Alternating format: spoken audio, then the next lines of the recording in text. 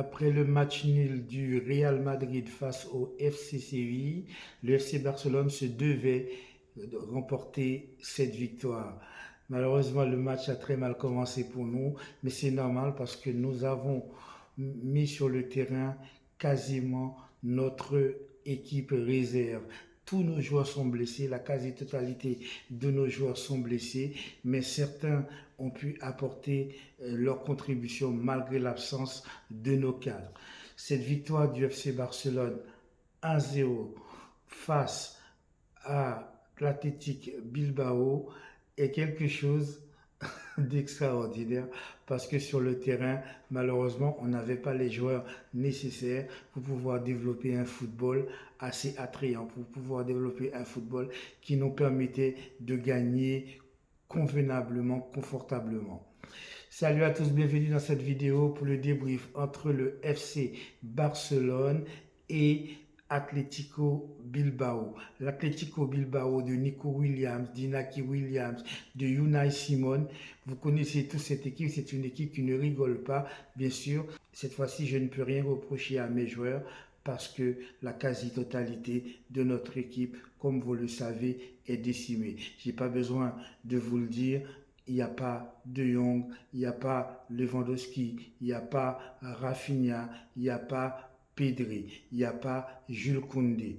Mais chance pour nous, il y a quand même deux joueurs qui sont revenus dans l'effectif, Gavi et Pedri. La composition du FC Barcelone ce soir est plutôt cohérent dans la mesure où Xavi n'avait pas le choix, Xavi n'avait pas de banc, Xavi n'avait plus personne à aligner sur le terrain, à part de commander des poulets et de commander des steaks, je ne vois pas par qui il pouvait remplacer les joueurs blessés.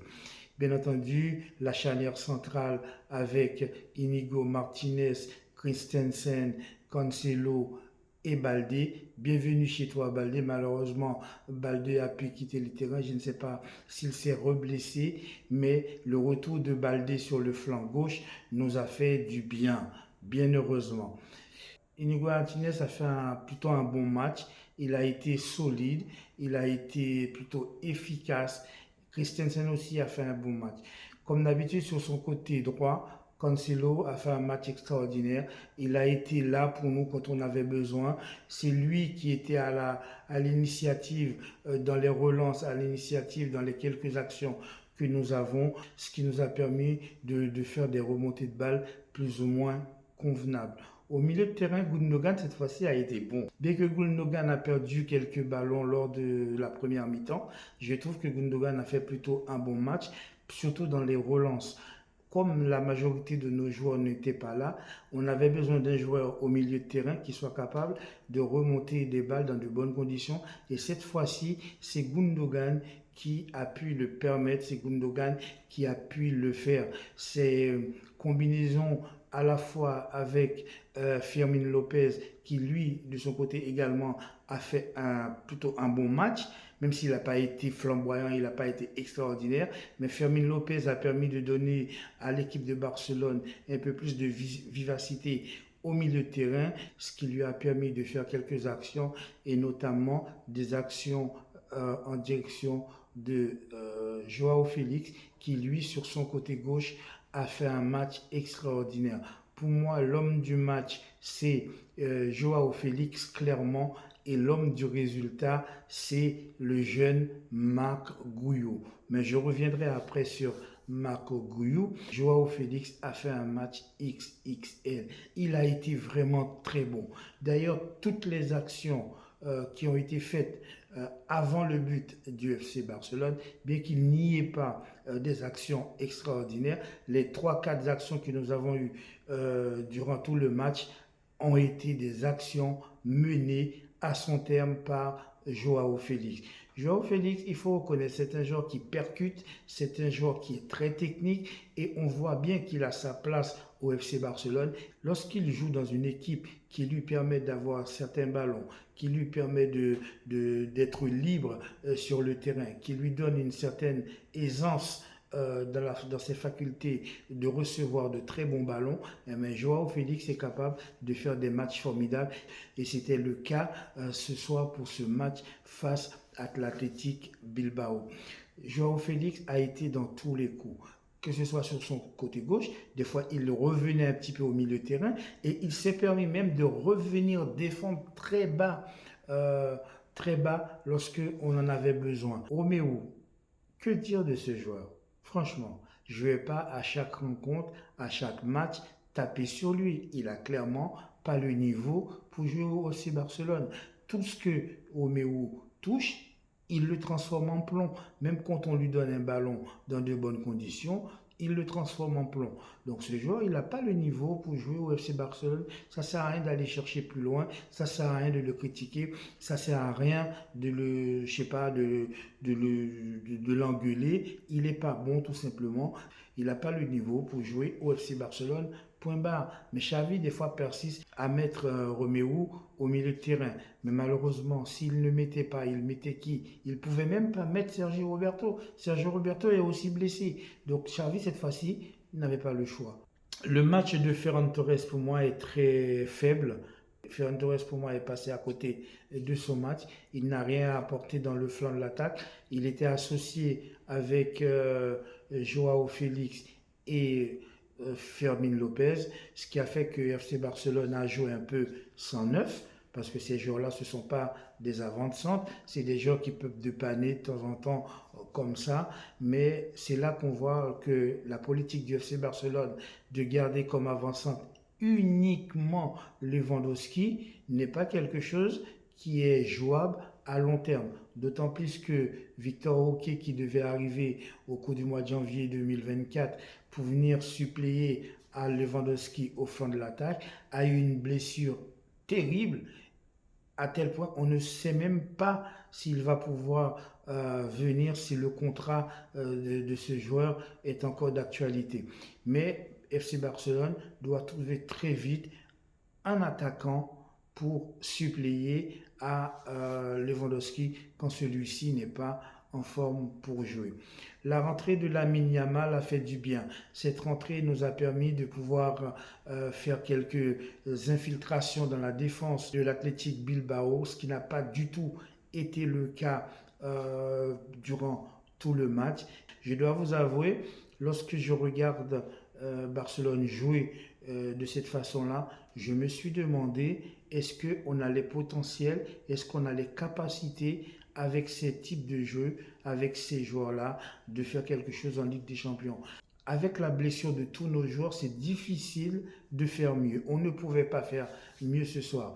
Barcelone a gagné les 3 points. C'est ce qui était le plus important, de ne pas se laisser distancer. On est passé donc de la 4e place, on est remonté à un point du leader.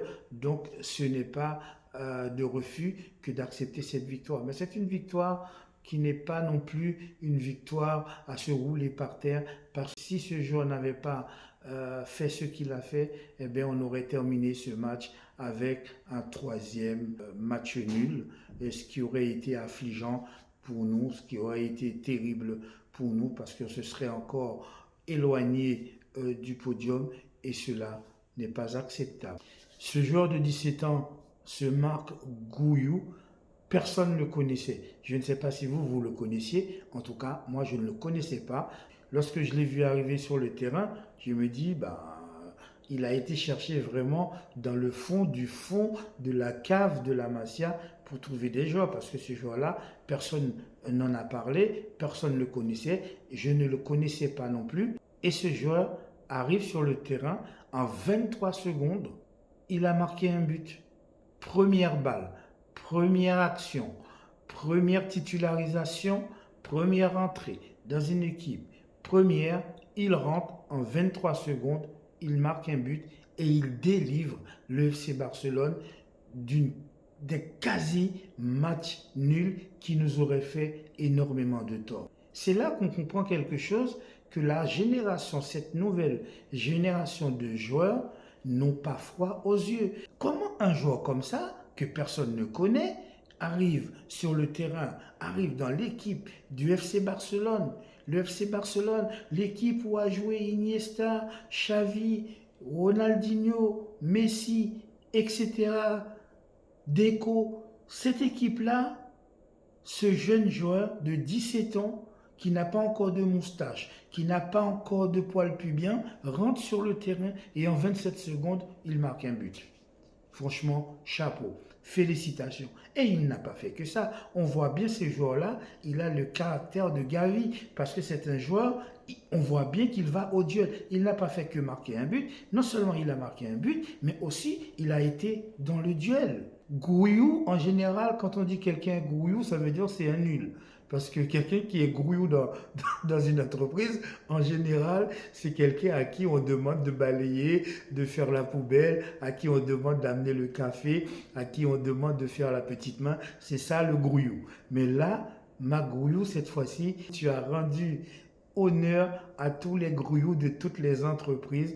Tu leur as fait comprendre que même quand on est un grouillou, on peut être aussi un grand. Félicitations à ce jeune joueur pour vraiment cette performance qui nous a permis de gagner ce match 1-0. On en avait besoin. Il faut que nos joueurs reviennent. On a besoin de Koundé, on a besoin de Rafinha, on a besoin de De Jong, on a besoin de Pedri, on a besoin de Lewandowski. On ne peut pas jouer sans nos joueurs cadres. On ne peut pas, on ne peut pas. On peut jouer un match comme ça, mais ça ne peut pas durer. Je ne sais pas ce que Barcelone va pouvoir faire. Je ne sais pas ce que Barcelone va pouvoir changer. Je ne sais pas ce que le TAF va devoir faire, mais il faut faire quelque chose. Nos joueurs ne peuvent pas être comme ça tout le temps blessés, blessés, blessés, blessés. Il faut que les joueurs reviennent. On a besoin des joueurs pour jouer au football. On ne peut pas jouer au football avec une équipe décimée. Quel gardien! Ce gardien est vraiment extraordinaire. Ce soir, sans Ter Stegen, on aurait été mené 3-0. Et étant mené 3-0, on n'aurait pas pu gagner le match. Si on a pu conserver le 0-0 jusqu'au but fantastique de Marc Grouillou, c'est grâce à Marc-André Ter Stegen. Bravo encore au FC Barcelone pour cette victoire. Bravo encore à Marc Gouillou pour ses performances. Bravo encore à Xavi de lui avoir donné sa chance et surtout à lui d'avoir pris sa chance. C'était tout pour aujourd'hui. Je vous remercie d'avoir regardé cette vidéo, d'appuyer sur la petite cloche de notification pour voir mes prochaines vidéos. Je vous souhaite de passer une agréable fin de soirée, une très bonne journée et à très bientôt.